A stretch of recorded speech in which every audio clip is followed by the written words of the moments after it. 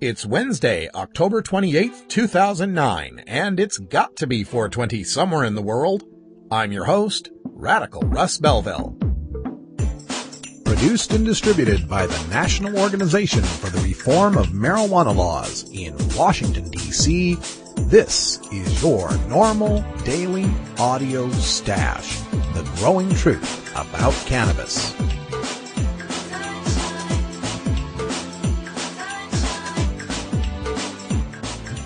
Welcome to the most popular podcast regarding marijuana in all of America and all the world, featuring interviews with scientists, politicians, doctors, prohibition policy activists, regular cannabis consumers, musicians, and NORML staff and NORML's board of directors, along with music and comedy no other podcast can offer. You can always find out more about our show at our website, stash.norml.org, and continue the education and conversation on our blog as well. We're ending marijuana prohibition with education, one listener at a time.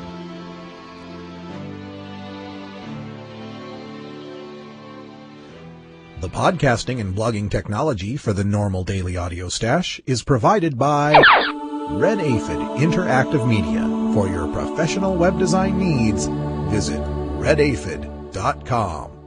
Good day, Stashers, and welcome to the podcast. We've got a lot of stuff to get to for today's podcast. A historic day in the state of California where lawmakers there in the Public Safety Committee, headed by Tom Maimiano, the assembly member from San Francisco, debated California AB 390, the assembly bill that would legalize the sales and production of marijuana in the Golden State. It's the first time that California has ever taken the issue up. There was plenty of live testimony that was covered on the web. A bunch of us from the Daily Audio Stash were in the chat room talking about it, and you can read all about that at the stash.norml.org. Just look for the Fresh Stash, and you can click the link to get the whole stash, and you can follow our comments on that. I've got some audio from that hearing today, some featured highlights that I want to bring to you. So let's get right to it. It only comes twice a day, but I don't care.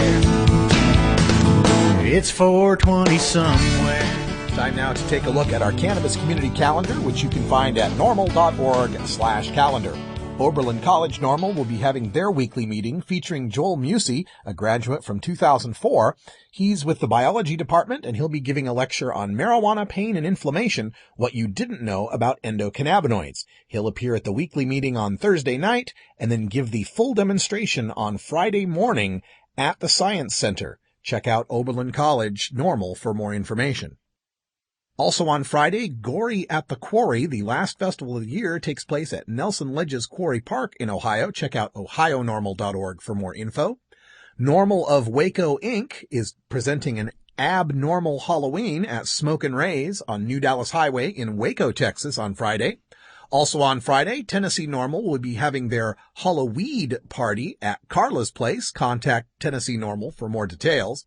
Saturday, October 31st, Halloween Day, Gory at the Quarry continues in Ohio, and New York City's Greenwich Village has their Halloween parade. Check out halloween-nyc.com for more information.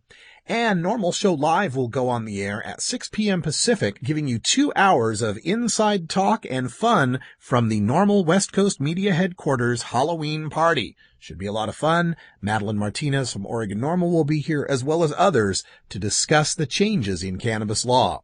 Check it out at live.norml.org. On Sunday, November 1st, Lincoln NORML, Nebraska will be having their meeting. Check that out in Lincoln, Nebraska at Coffee House Panache on Sunday. And on Monday, November 2nd, Kansas City NORML will be protesting at 4010 Pennsylvania Avenue in Kansas City to protest a new question number 1, an anti-drug tax renewal. Check that out at kcnormal.org. And for more dates, times, and information on all of these events at the Cannabis Community Calendar, check out norml.org/calendar. And if you'd like to get your NORML chapter's events on the calendar, send me an email at stash@norml.org. It's a NORML shout out Today's shout-outs go to a couple of places that are just about to get brand new official NORML chapters. First of all, to our listeners in Northern Virginia, I've got the contact information for the brand new Virginia NORML, and if you'd like to get involved on the ground floor, send me your contact information to stash@normal.org. Same thing goes to the folks in Beverly Hills, California. We're about ready to get started a brand new 90210 NORML, Beverly Hills NORML. And if you'd like to get involved, send me the email and I'll forward it on to the people that are getting that organized. Also, a general shout out to women. NORML is forming a new committee that will be part of women's outreach for NORML, and we'd like to hear from you what you'd like to hear from us. That is, how would you like NORML to be better representative of female marijuana consumers out there? We all know how the stiletto stoners phenomenon has shaken up the media world, and Republican moms for marijuana, like our own Jessica Corey, have also garnered a lot of headlines. We think women will be crucial to ending marijuana prohibition, just like they were crucial in ending alcohol prohibition. So ladies, send me an email at stash@normal.org and tell me what you'd like to see from NORML to better serve women in cannabis. Now, coming up on your daily audio stash, we begin with your hemp headlines, including excerpts from the California AB 390 legislative hearing featuring our own Dale Geringer and an amazing performance from retired Judge Jim Gray. In news from New Hampshire, the legislature fails to override the veto of medical marijuana that was given by Governor John Lynch. And in Pittsburgh, firefighters agree to a new contract that stipulates random drug testing. We're continuing our best of music in the Daily Toker Tunes, and today we bring you some from the prolific Jet Baker and his song, I Like Pot. Don't we all? And of course, today is our Cannabis Science segment with Dr. Mitch Earlywine, and today we discuss a new study that compares the results of alcohol use, tobacco use, and cannabis use among pregnant mothers and the effects on their offspring. We also take a look at the drug testing of infants and how that affects women and what women can do about it. All that and more coming up on your NORML Daily Audio Stash. Hello, I'm Paul Stanford from the Hemp and Cannabis Foundation, or THCF. Medical marijuana is legal in 13 states today, and THCF has clinics in 8 of those states. Our doctors help qualified patients obtain an authorization for medical marijuana in their state. Patients are eligible for medical marijuana with a history of either severe chronic pain and or nausea, cancer, AIDS or HIV, hepatitis, glaucoma, seizure disorders like epilepsy, chronic muscle spasms such as multiple sclerosis or asthma, neurodegenerative diseases such as Alzheimer's, and gastrointestinal disorders like IBS or Crohn's disease.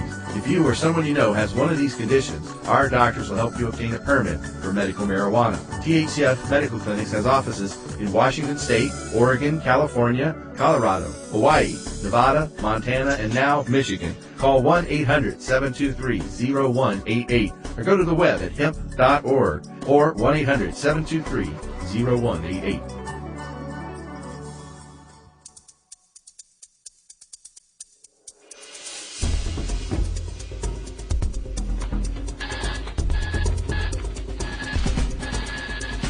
Now it's time to take a look at the latest stories about marijuana from news organizations across America and around the world in our NORML Daily Audio Stash, Hemp Headlines.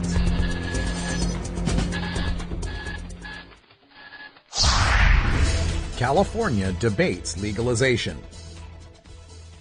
Today was a historic day in the California Assembly as Tom Amiano's bill, AB 390, was given a hearing today in the Public Safety Committee that Amiano chairs. This is the bill to tax and regulate the sales and production of marijuana in the Golden State, and it marks the first time that the California legislature has ever taken up the issue of marijuana legalization. The hearing was live on the net today, streamed over California government's website, and I want to bring to you some audio from just one of the panels of people that came to speak, both in favor of and in opposition to AB 390. This is the chairman of the Public Safety Committee, Assemblyman Tom Amiano, who drafted AB 390, introducing the members who will be testifying today. Reverend Mary Moreno Richardson, Reverend of the St. Paul's Episcopal Cathedral, Jim Gray, retired judge, Orange County Superior Court, Dale Geringer, Executive Director of California NORML, Scott Kirkland, Chair, California Police Chiefs Association's Task Force Rosalie Pacula, co-director, Drug Policy Research Center, RAND Corporation, and Ms. Simpson, again, from the Attorney General's Bureau of Narcotics Enforcement. Reverend Richardson starts the testimony by explaining her past in working with abused women and documents a frightening, if anecdotal, statistic. One of the stories I wanted to tell you that I used to facilitate the domestic violence classes for Santa Barbara County. And I would do a little survey of my own. This was a class of probably 15 persons, usually men, who had assaulted their partners. And I would ask them two questions. I would say, how many of you were under the influence of alcohol when you beat your partner? And out of 15 persons, at least 13 hands would go up.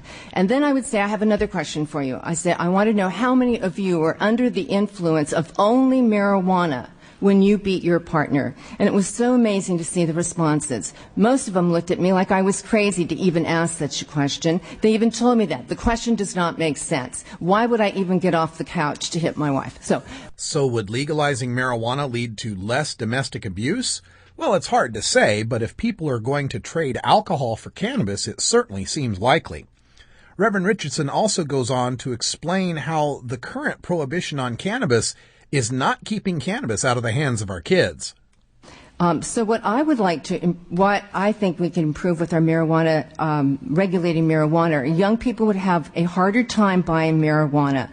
Right now, it is easier for them to buy marijuana than alcohol or cigarettes because, as the judge always says, dealers do not ask for IDs. And I think it's really important on this issue that we need to think about our youth and protect our youth. Our youth are not protected right now. If I walk across to the park right now, I will not be offered, someone will not come up to me and see if they can sell marijuana to me. But if a 15-year-old goes across the street, they probably have a much better chance of being approached.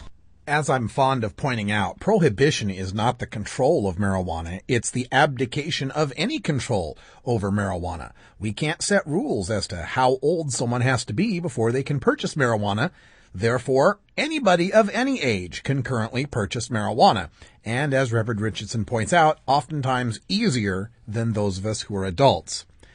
Reverend Richardson is followed up by Scott Kirkland, the chairman of the California Police Chiefs Association Task Force on the issue, as well as the police chief in El Cerrito, California. People in responsible positions are voting on this issue, believing that marijuana is the same substance that they might have tried in the 60s, 70s, 80s, and the start of the 90s. If they did not try it, they knew someone who did and did not see the unintended consequences. But let us look at the plant itself. Marijuana is a plant that for centuries was unaltered. It grew in the wild. When the crude plant started to become popular in the 1960s, it was still considered wild. The plant was comprised of about 50% THC, the psychoactive ingredient, and 50% cannabinoids.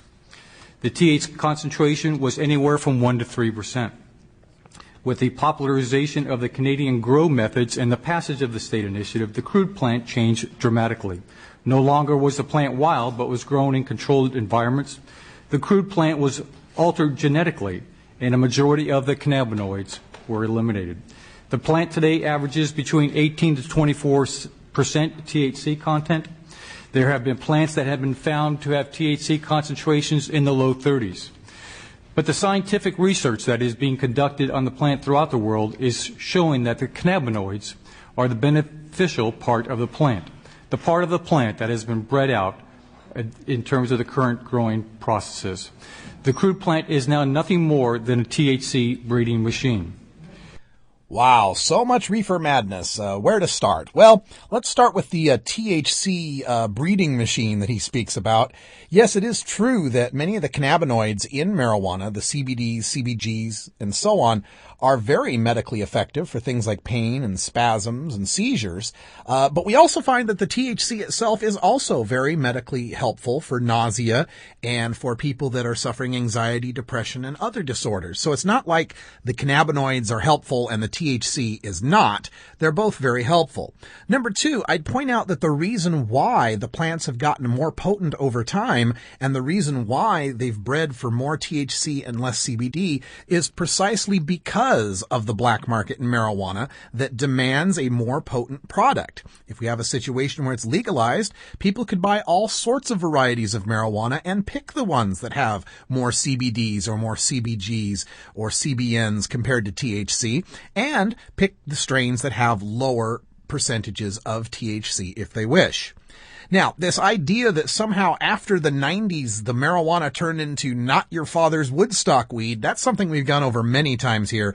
It's kind of interesting how he cites the marijuana of the 60s, the 70s, the 80s, and the early 90s as if people like him back in those days weren't raising that same fear. I remember it plain as day in the 80s when they started talking about the super weed that was so much worse than the 70s. I remember it plain as day in the 90s when they said, oh, now the weed is even worse than it was in the 80s. And they're using the same old song and dance here in the 2000s. First of all, his numbers are completely inaccurate. The federal government's own potency monitoring project at the University of Mississippi pegs the average of THC at around 10%, and that's when they're including samples of hash and hash oil. When you just count the domestic samples that are picked up in the United States, the average is around 8 to 9%. He talks about the average as being 1 to 3% back in the 60s. That's also not true. 1 to 3% marijuana is something we call industrial hemp. People were smoking good marijuana back then. They're smoking good marijuana now. Has it become more potent? Yes. The Potency Monitoring Project indicates a difference of about double, so maybe from about 4 or 5% to about 8 to 10%. Have there been strain C's that have been in the low 30%? Yes, but they're very, very rare. The availability of high-potency marijuana has always existed, and it varies more from location to location and from month to month than it does over the span of decades. But regardless of all of that, potency is irrelevant when we're talking about marijuana. THC is a non-toxic molecule. It cannot harm you, so it doesn't matter how potent the THC is. More potent THC in your marijuana just means you use less marijuana to gain the desired effect. And since they're always complaining about smoking marijuana being the problem, if you're doing less smoking, isn't that a good thing? Furthermore, in the Netherlands, medical marijuana, if it doesn't reach 15% THC, they don't even consider selling it for medical use. And the United States government has approved Marinol, a pill that is 100% potent THC, and yet Mr. Kirkland seems to have no problems with that. Another thing you'll notice from Mr. Kirkland's testimony is the repeated use 3 times of the phrase crude plant in reference to marijuana. This is because they're getting outflanked on the medical issue. They realize that people know there's a medical use for marijuana. They're hoping to confuse you into thinking that the crude plant all by itself is somehow harmful, but that we could get benefits out of processing that crude plant into some sort of pill or spray or salve or something. It's kind of funny when they talk about the crude plant, and yet he goes on to talk about how it's been genetically modified into something different. Sounds to me it's not that crude if people are putting that much effort into genetically modifying it. But there's further reefer madness from Mr. Kirkland. This is another one that's been making the rounds of the prohibitionists. I think they get all their talking points on the same fax machine. In 2005, the state of California spent $19.9 billion on substance abuse and addiction, or $545 per capita, based on a population of 36.5 million. Once again, I'm talking specifically about alcohol and tobacco. But the state of California collected $1.4 billion of tax revenue, or $38.69 per capita, on the sale of alcohol and tobacco products.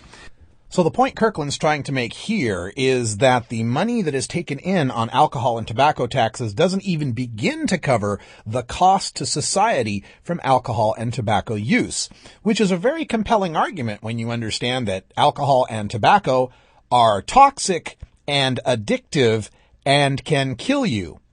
What that has to do with cannabis, which is non-toxic, non-addictive, and will not kill you, is still a mystery to me. In fact, if we start to think about the people who use cannabis, they probably have far less cost to society than anyone who uses alcohol or tobacco, again, because they won't die and cause many healthcare costs to be incurred. But if we consider that marijuana being legal might give people another choice, that instead of using alcohol or tobacco, they might use cannabis, we'd see even a further drop in the societal costs from all three drugs.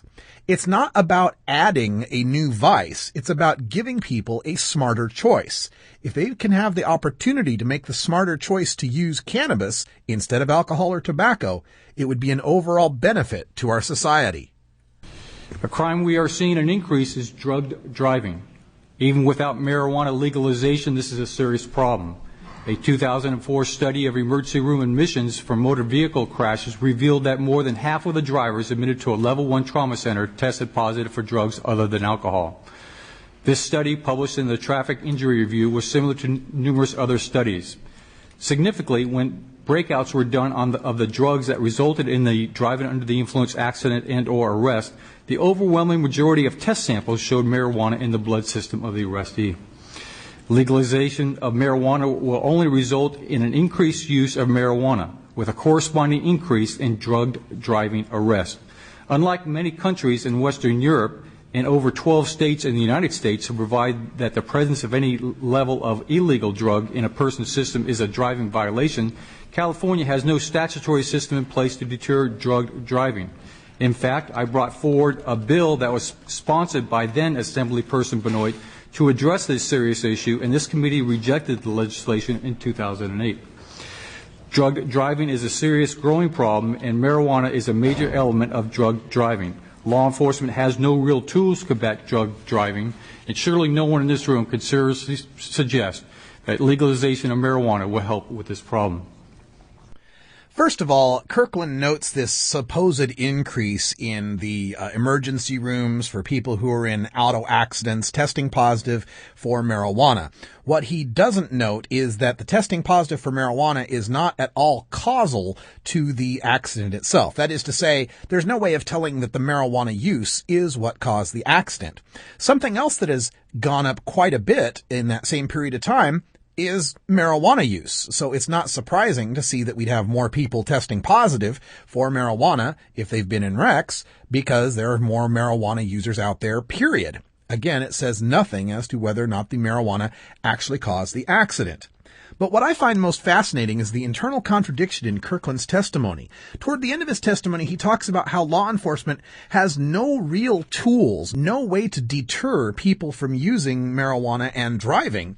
And so he suggests that what we need to do there is to have per se drugged driving statutes like they have in 12 states that say any amount of metabolite means that you're automatically guilty of drugged driving. Well, to me, I'm wondering, if you can't bust someone for their poor driving based on their poor driving alone, and that means you have no real way of telling whether or not someone was a marijuana using driver other than busting them for the marijuana or for the metabolites, doesn't that tell us that we've got a problem that's not really necessary to be solved?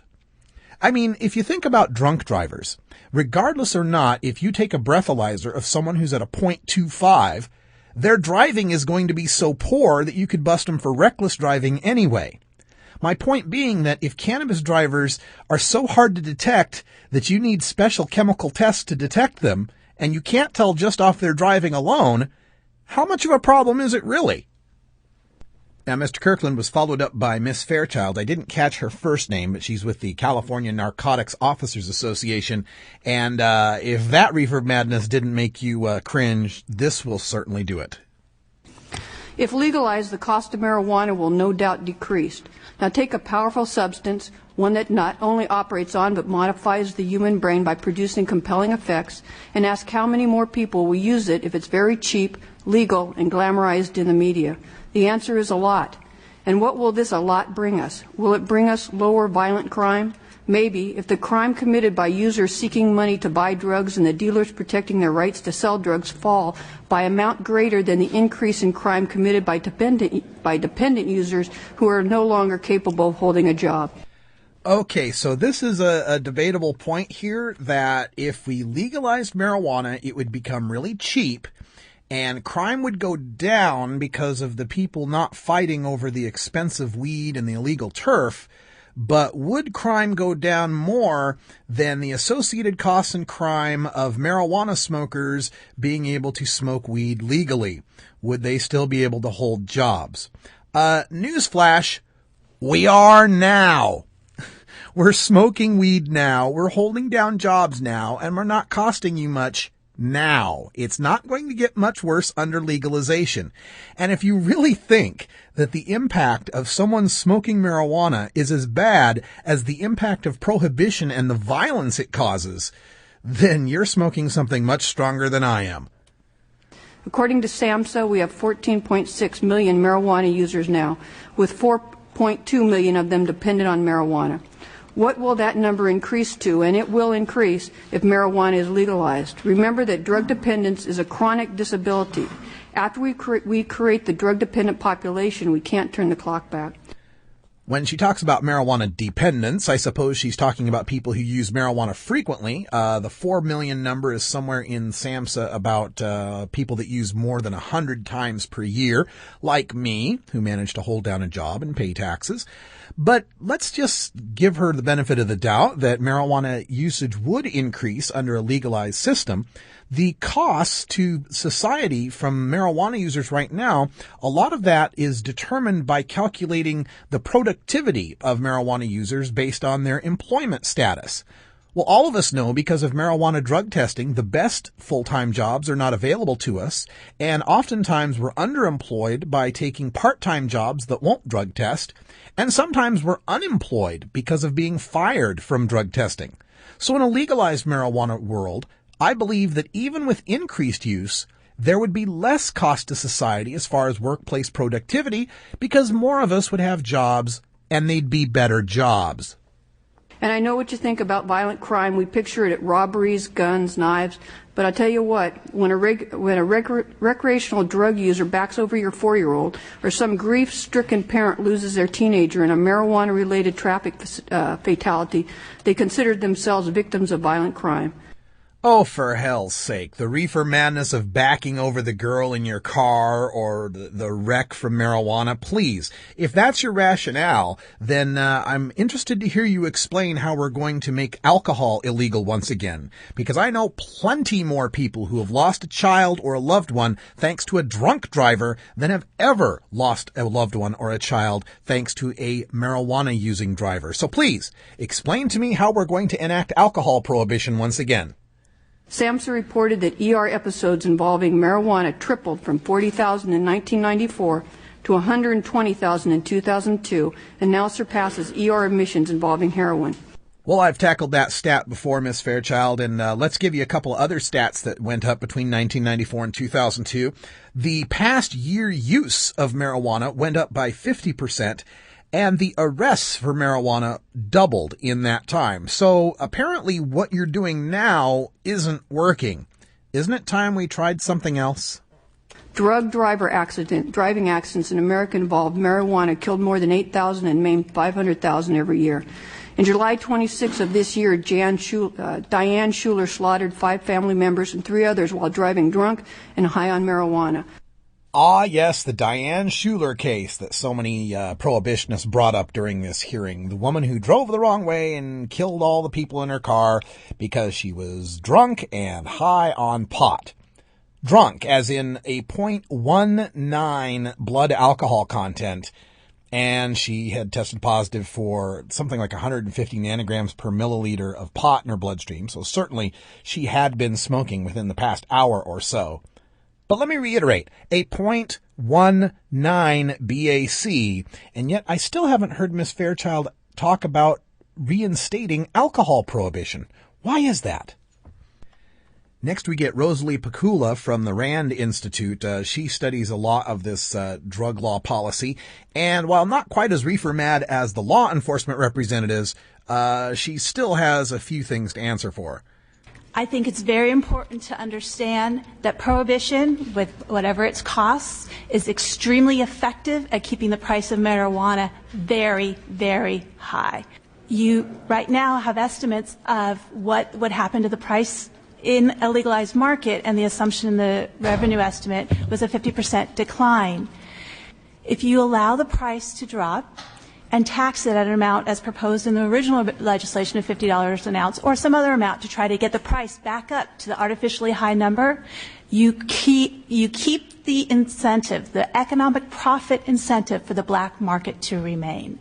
She actually makes a very good point there. If currently an ounce of weed costs, well, let's just say $300, and the government wants to throw a $50 tax on that, if a $350 taxed ounce is available and a $300 black market untaxed ounce is available, people are going to go for the $300 untaxed black market weed. The people selling legal weed will have to do something to make up the difference, either by offering more selection or better service or something like that, or the prices are going to have to come down. So let's say the legal marijuana seller drops his price to $200 an ounce, and then with the $50 tax on top of it, it's now $250 an ounce. Certainly people are going to go buy the legal $250 ounce compared to the illegal $300 an ounce. So then the illegal dealer has to drop his prices to below $250. Maybe he drops it to $225. Well, in that case, the legal provider has to drop his price again, and we have a bidding war going on between the legal suppliers and the illegal suppliers to the point where the marijuana will drop to the price of production plus the $50 tax. When it drops that far, the profit margins for the illegal dealers will be so low that they'll take up other businesses. There just won't be that much money to be made in weed. And even if the tax is too high and does help to support the black market, at least in a legal world, we can debate and change the amount of taxation that is applied to the product. Eventually, we'll get it figured out to where marijuana is cheap enough that it won't support a black market, but taxed enough that we can raise some revenues on it.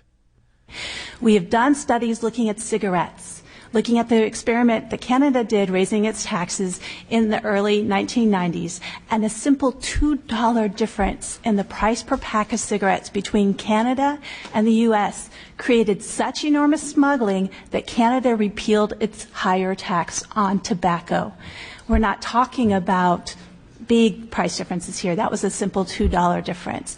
So unless you legalize and let the price of marijuana fall close to its production cost with just a small tax, you will not get rid of the black market, and you now as a state will be forced to incur the cost of regulating the substance as well as fighting a black market. You'll have the dual problem.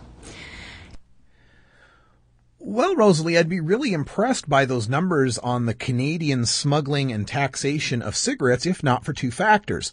Number one, cigarettes are incredibly addictive. A cigarette smoker who does not have a pack of cigarettes and is in the throes of a nicky fit will do anything to get a pack of cigarettes. The same dynamic does not exist with cannabis. If we don't have some cannabis, we usually just do without until we can get some more cannabis.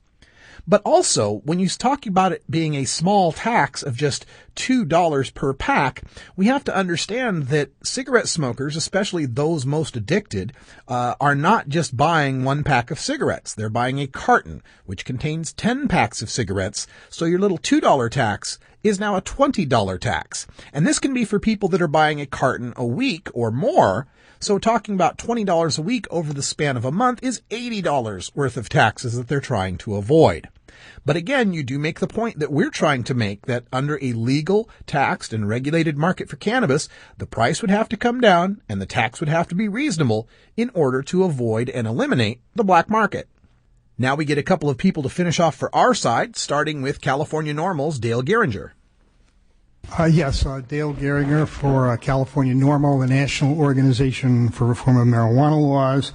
On behalf of California's millions of marijuana users who are tired of being created criminals and really would like to be law-abiding, tax-paying citizens. I would like to remind the committee of the failure of California's own marijuana laws when it comes to actually controlling use. That chart up there on the left of marijuana arrests shows from 1960, which is on the left, to 1975, that high point there, marijuana was a felony in California. That didn't prevent an explosion of marijuana use. which the legislature found was so expensive that they decriminalized. And we saw an immediate reduction in law enforcement costs as a result of that. And contrary to the prediction of opponents, it did not lead to California, quote, going to pot or any perceptible, actually, change in marijuana use in California. And there's a lot of studies that show no impact of tough marijuana enforcement on actual usage. Dale's testimony is great and outlines many of the points that I've already made here in response to some of these reefer mad prohibitionists. But to end up this segment on the California legalization hearing, I've got to present to you in its entirety the 5 minutes of testimony from retired Judge James P. Gray. He served on the Superior Court in Orange County, and when you need a cleanup hitter in a marijuana debate, you couldn't ask for anyone better than Judge Gray. I guess I am the final presenter list formally on here, and I want to commend you, first of all, Mr. Chairman, Mr. Hagman, for inquiring in this. I want to commend you for your leadership in bringing up this really important topic. And I'm also going to commend you for staying within schedule. That's an amazing accomplishment in itself. I would, now that I guess I am the last presenter, like to comment quickly about a few other things that have been discussed, and then I would like to talk to you about children. But that issue really has not been addressed particularly, except maybe by Reverend Richardson. The first is that if this state of California were to in fact make this marijuana no longer illegal for adults, that is not at all the same thing as condoning it. We don't condone the smoking of cigarettes or the using of alcohol, etc. So to put that label on it, I think, is inappropriate. Number two, as I have an understanding that today, as we speak here in Sacramento, that there are thousands of people in prisons in the state of California today for doing nothing but smoking marijuana. Thousands in prison for doing nothing but smoking marijuana. Why? Because they're on parole for one reason or another. And once they get off parole for whatever that offense was, if they smoke marijuana, it's a violation of parole, and they're immediately put back into state prison with all of the benefits that they had accrued, getting jobs, etc., supporting their families, being lost. Another one is that the tougher we get with regard to marijuana prosecution, literally, from my experience as a judge, and I have seen this in Orange County forever, the softer we get with the prosecution of everything else. And that is something that we simply have so many resources, and if we're spending them in prosecutions of marijuana, we are not spending them for prosecutions of rape, homicide, etc. Then, marijuana will never put this violence that we heard earlier out of business. All of these statistics that you heard earlier about the violence and the killings of both the police officers and everyone else is occurring under today's system of marijuana prohibition, etc. The only way you put these Mexican cartels out of business and these other violent creatures out of business is to undercut the price, to make it no longer illegal so that you don't have that enormous profit motive to get these people involved with that violence, etc. The only way you do it is to undercut the price, and Assembly Bill 390 is a really good place to start. Otherwise, there are marijuana today that is stronger in our society without a doubt. But the reason why it's out there and stronger is because of marijuana prohibition. That there are lots of people who would much prefer, like you said, not to use the stronger stuff, but the cardinal rule of prohibition is always push the stronger stuff. So if I'm a bootlegger and I run into the same criminal justice problems for selling a barrel of beer as a barrel of bourbon, guess which one I'm going to push? The bourbon, because I make more money. It's the same thing with marijuana. Nothing is going to be legalized in this state.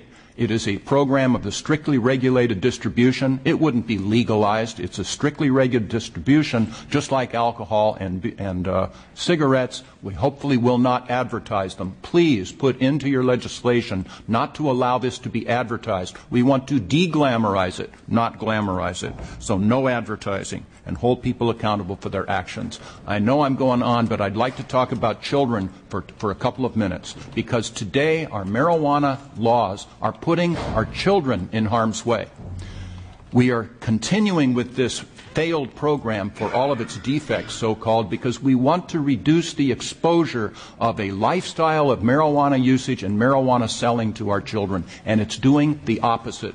Today, it is easier for our young people to get marijuana than it is alcohol. And if you don't want to listen to me, ask any teenagers you can find. They will tell you that because of alcohol prohibition, or marijuana prohibition. And Reverend Richardson kind of stole one of my lines because it's true, because the illegal dealers do not ask for ID. So let's make it less available for children by regulating and controlling it. Number two, adult drug dealers will recruit children to sell drugs. They will recruit them into their own drug distribution system. For $50 in cash, you can buy all of the 15, 16-year-olds in the inner city or anywhere else that you want to. It's chump change for the adult drug dealer. It's lots of money for a kid. So you use them as gophers and lookouts and couriers, and as soon as their reliability is established, then they're trusted to sell small amounts of drugs out in the communities. And who do they sell to if they're out there doing it? I assure you, no one in this room. They're going to sell to their 14, 15, 16-year-old peers. That is despicable, and it's caused by drug prohibition. So I say, let's reverse that, let's turn it around, let's regulate it, let's control it, because this prohibition is not working.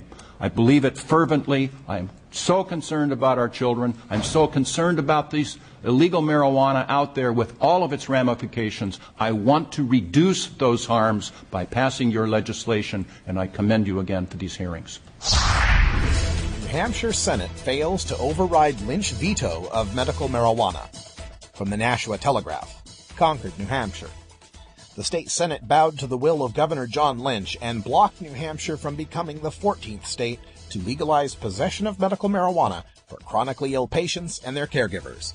After 3 months of private lobbying, no minds were changed in the Senate as today's 14-10 vote to override Lynch's veto of the bill came up 2 votes shy of the mandatory 2/3 majority.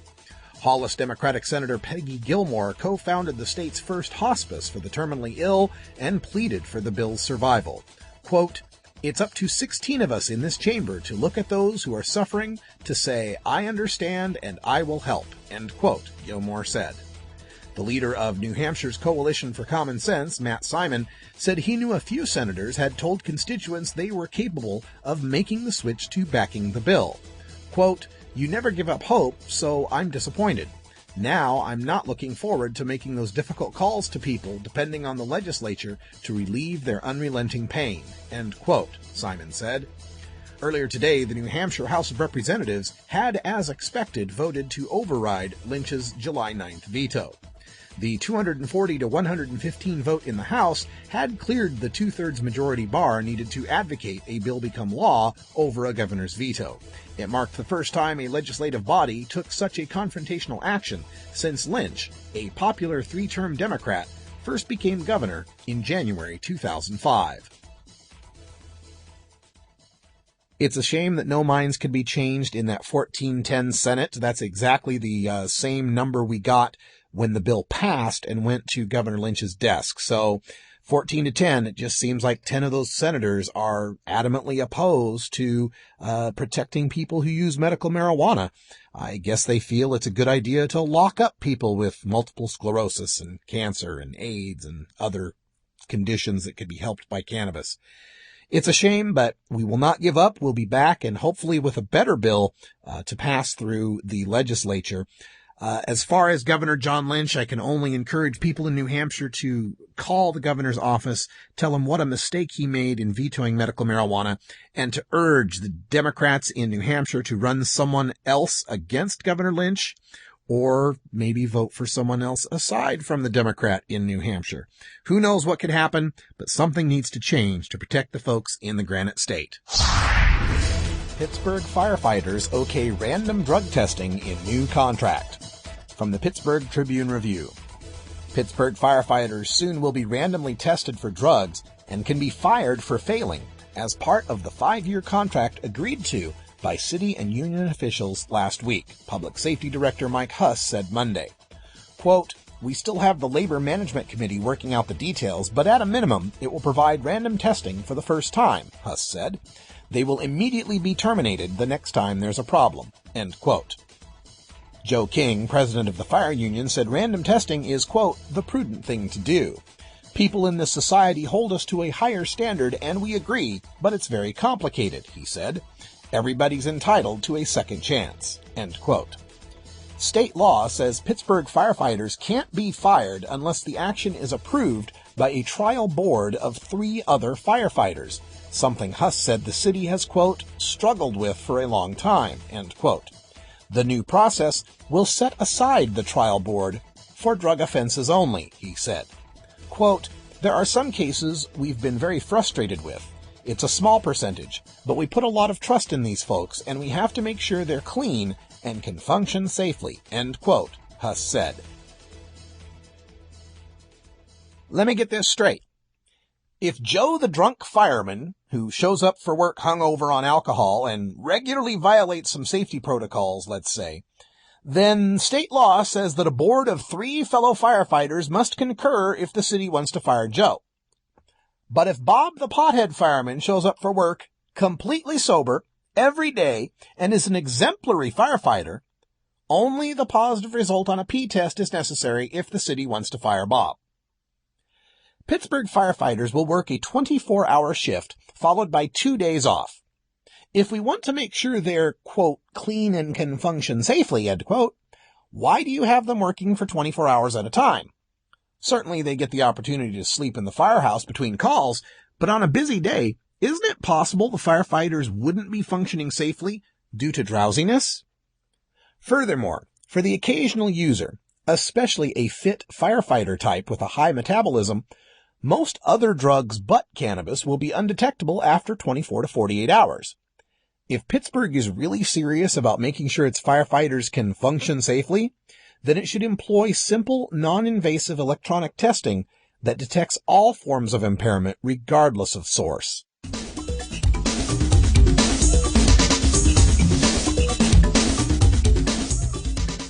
Well, I smoked some marijuana with some people I like, just like everybody does from the East Coast to the West. I didn't even notice the cop on the bike, didn't know I was about to be the 20 millionth marijuana arrest. Should have fought for marijuana law reform, should have gone to the web and typed in norm. Norm to the L.org, normal drop the A.org, baby. National Organization for the Reform of Marijuana Laws.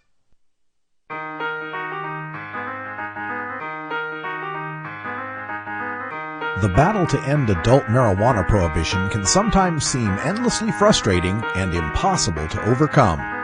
One way we bond as a community and draw strength to continue is by rejuvenating our spirit through art and music. The Marijuana Music Awards exist to recognize those sonic artists in all genres of music who feature a ganja-friendly message to motivate and inspire all the cannabis community. Our daily Toker tunes, brought to you by MarijuanaMusicAwards.com, feature the finest in blues, rock, jazz, hip-hop, rap, reggae, country, bluegrass, and dance music to enhance that 420 feeling while promoting the message of reform. To donate your song for possible use on the stash, enter it in the next Marijuana Music Awards contest today. Continuing our look back at the best of the songs we've played on the stash over the past year and a half, while Tam from Marijuana Music Awards is busy getting ready for the 2010 Marijuana Music Awards. And today we get all lovey-dovey with Jet Baker, and he's about to release a new CD called Stoner Love Songs. Jet makes no secret that he likes pot, but today's musical hit puts it to verse with I Like Pot. Jet is a strong warrior for cannabis reform, and his wacky and fabulous comedy is his weapon of choice. Jet began his journey into marijuana music by winning a High Times contest where he won a trip to the Amsterdam Cannabis Cup in 2000. It was filmed for the first High Times reality show. He has been part of the crew at the Cannabis Cup ever since, hosting the Wake and Bake Amsterdam show each morning at the Cannabis Cup Expo. Since that historic event in 2000, Jet has become the most prolific marijuana musician in the world, with over 100 tracks about weed on iTunes. You can even find his music on Amazon and Walmart.com these days. Yes, Jet has done so much in the last 8 years to get out our message into the mainstream. As he puts it, cannabis is here to stay. Frickin' decriminalize it already. Hear, Jet. You can interact with Jet on his website, www.jetrap.com, or just visit his MySpace page. And thanks for all the love songs. We feel the same way about you, Jet. It's Jet Baker with I Like Pot. Hey, what's up? This is Jet Baker, and I like pot. But I love NORML. NORML is actually influencing changes in marijuana laws. Are you helping? This is my love song to you, NORML. It's from my new CD, Stoner Love Songs. And the only place on earth you can download it for free, legally, is NORML.org. Hey y'all, it's me again, Jet Baker here.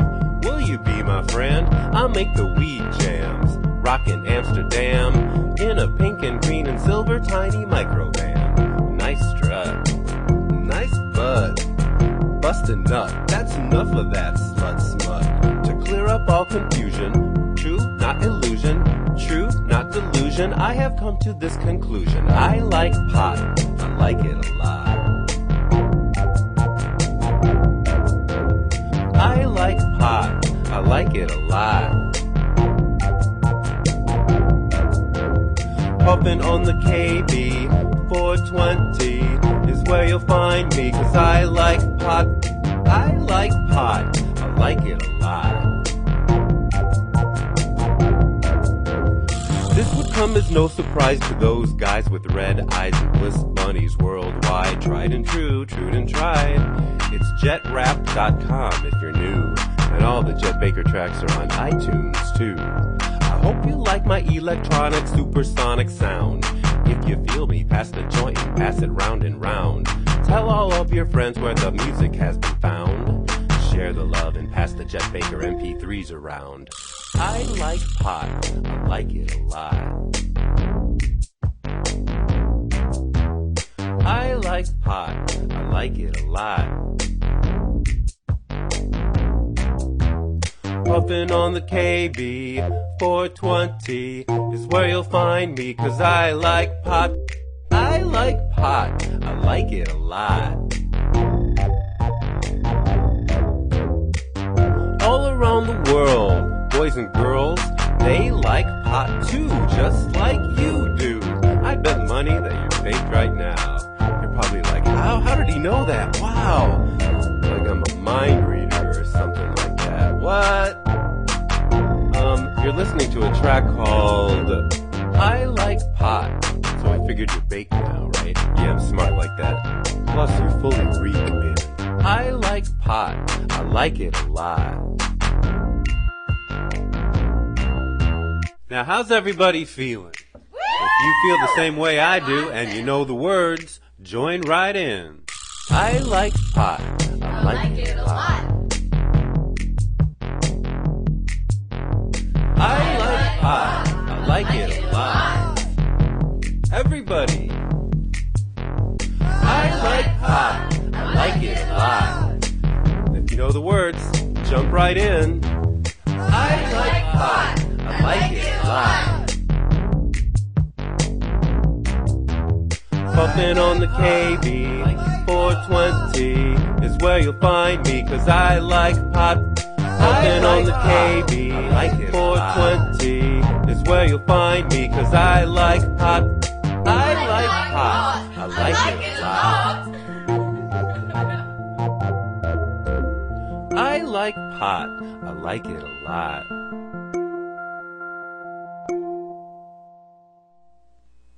So did you donate to NORML yet? They could really use your help. Love you, NORML.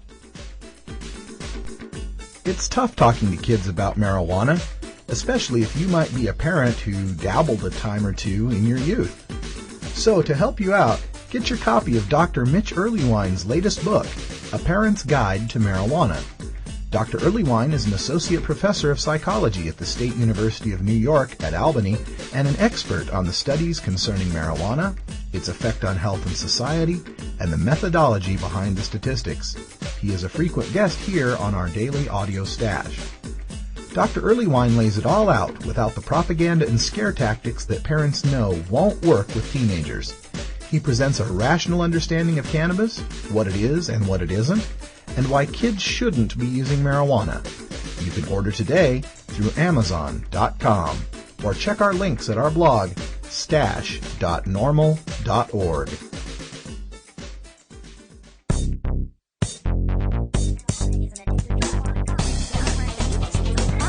Who is telling you the truth about marijuana? The government? Scientists? Doctors?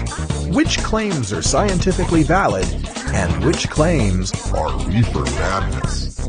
Every Wednesday, we separate the stems of propaganda from the buds of truth with NORML's look at cannabis science. Well, it's the middle of the week, and that means it's time for our regular dose of cannabis science with Dr. Mitch Earleywine from State University of New York at Albany. And Dr. Mitch, welcome back to the show. Thanks so much. It looks like we've completed our summer festival season and we made it through alive, so that's always good news. We've been looking at the most recent studies to come out. We're always looking at the most recent published papers and studies on marijuana and its use among people in society. And we got an interesting one that came through here, which was on maternal marijuana use, where they take a look at the substances that pregnant women use, alcohol, tobacco, or cannabis. And then they evaluate how that has affected their children over the long term. Give our listeners just a little bit of an explanation about how this study was conducted and what it discovered. This is an astounding data set. We're talking about literally 6,000 plus participants who've been followed up longitudinally after their moms had reported on use of cannabis, alcohol, and tobacco during pregnancy. As you can imagine, this is a really controversial topic, and we don't want to, suggest that drug use during pregnancy is a great idea or anything.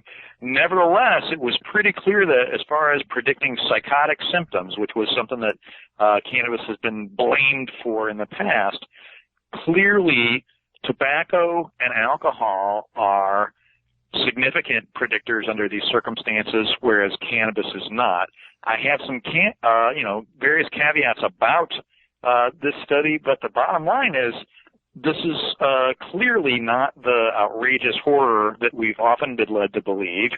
I'm not suggesting that pregnant women need to get high every day or anything like that.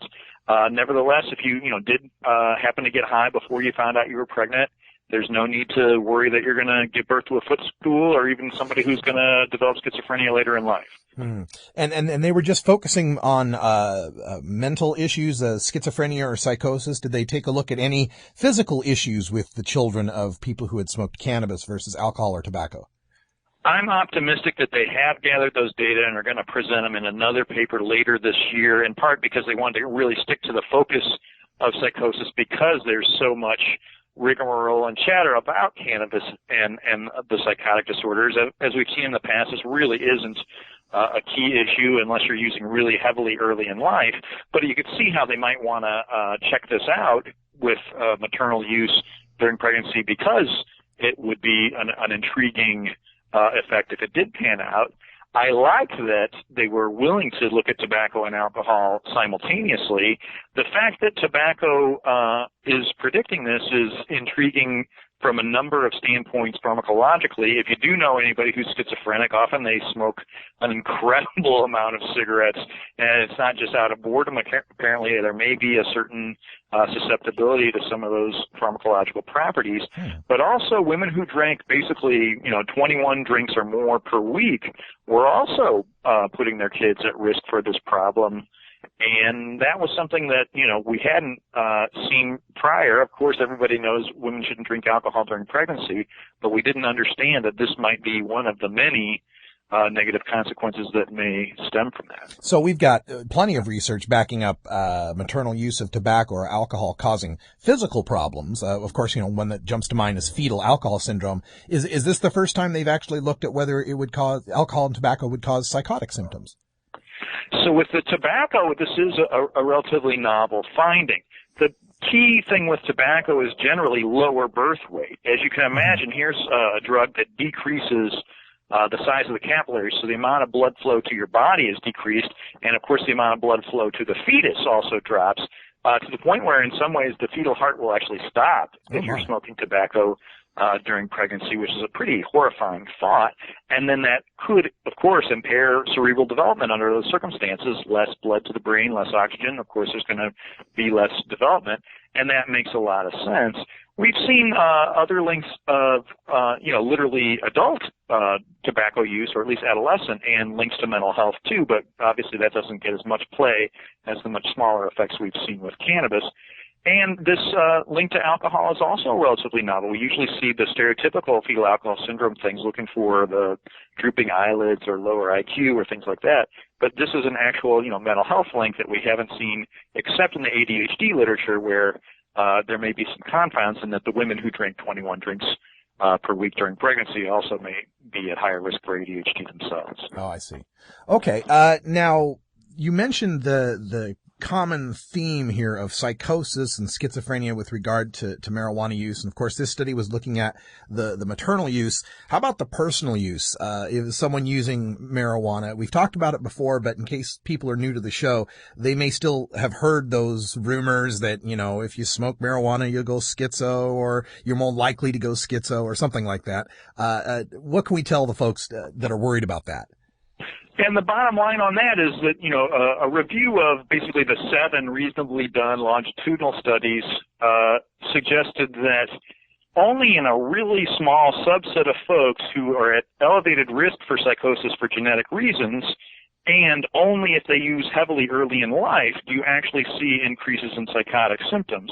Now, folks who've already been diagnosed schizophrenic or with schizotypal personality or something like that, if they turn to it and use cannabis heavily, they are more likely to have a psychotic break.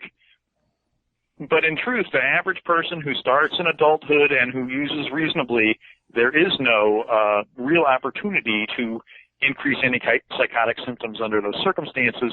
And I'm afraid this is actually an age-old cry. Literally in the late 1800s, in the country of India, there was a hemp drugs commission to look at this, and they said this wasn't true either. It's funny how what's old is new again.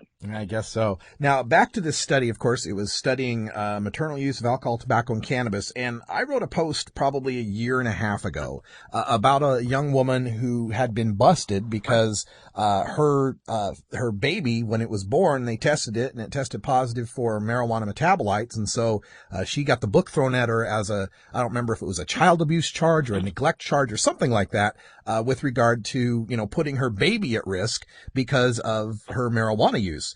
So based on these studies now that we're seeing that the maternal marijuana use may not cause that much harm, is there much basis for those kind of charges? I think what, my opponents would say is this study is one study, and they didn't look at really heavy use, and the number of users during pregnancy was actually relatively small.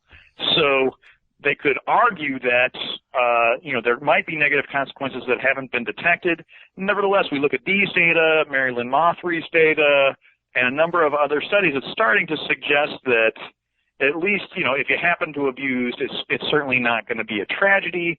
We don't want to recommend the home game.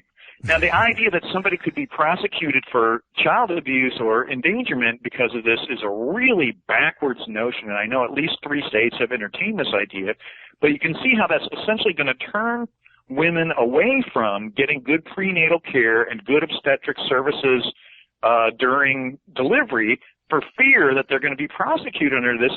So then you end up with these horrible, back alley births with people who really aren't qualified and who don't have the materials, the sterile kinds of things that you need in a good delivery. And this really just puts folks who might be at risk for problems at further risk. Mm-hmm. Instead, we said, look, come in. We're going to take good care of you. If you do happen to test positive, we're going to offer you treatment programs and let you live your life. What a surprise. People are more willing to come in. They'll get better prenatal care. The outcomes for the babies are going to be markedly better, and this works really well.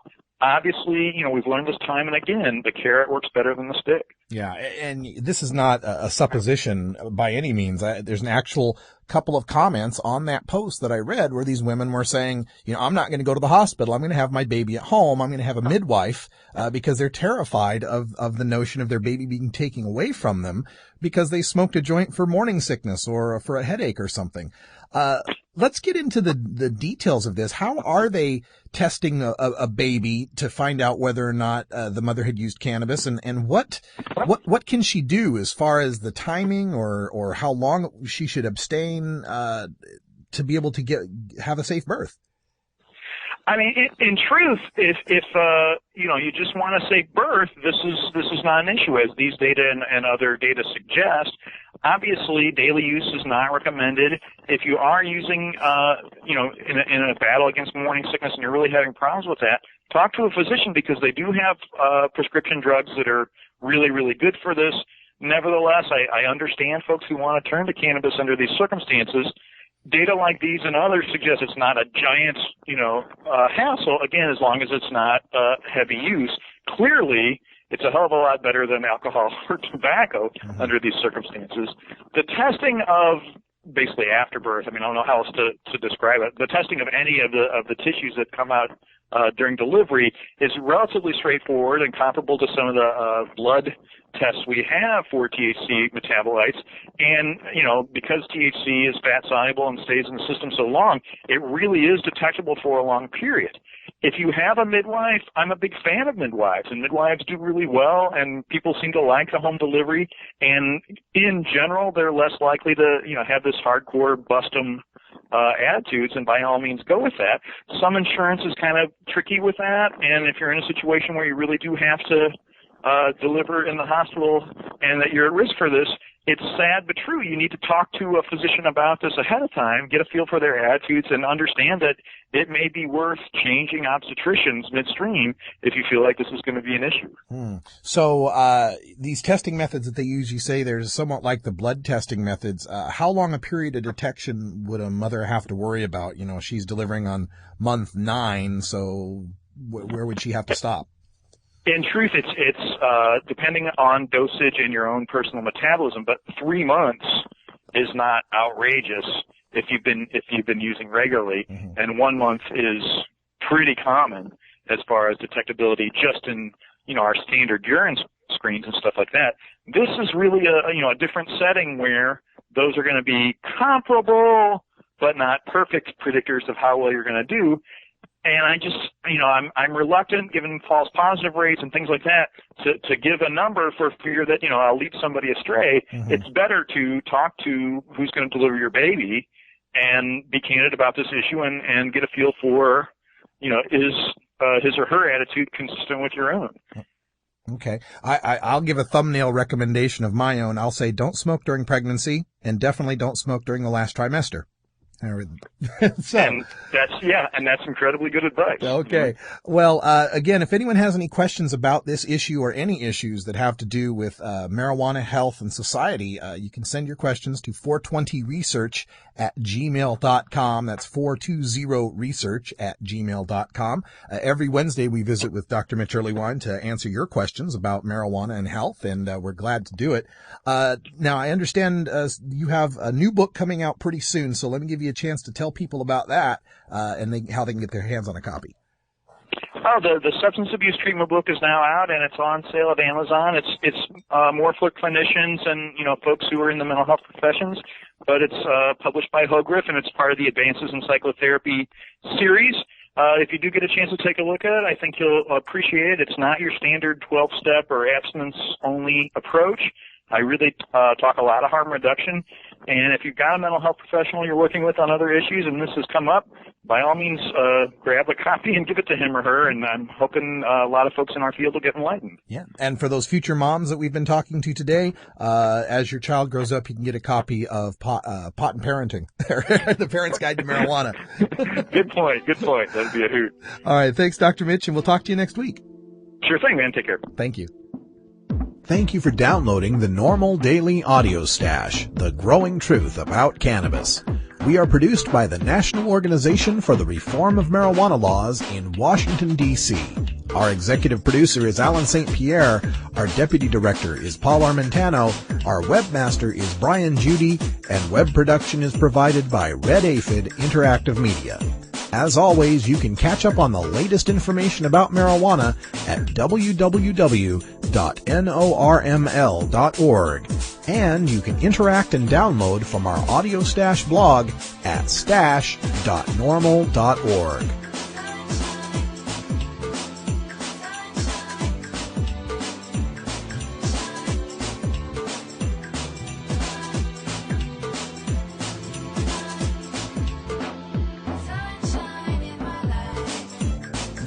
For everyone here at NORML, I'm your host, Radical Russ Belville, hoping all your harvests are bountiful and your encounters with law enforcement are non-existent.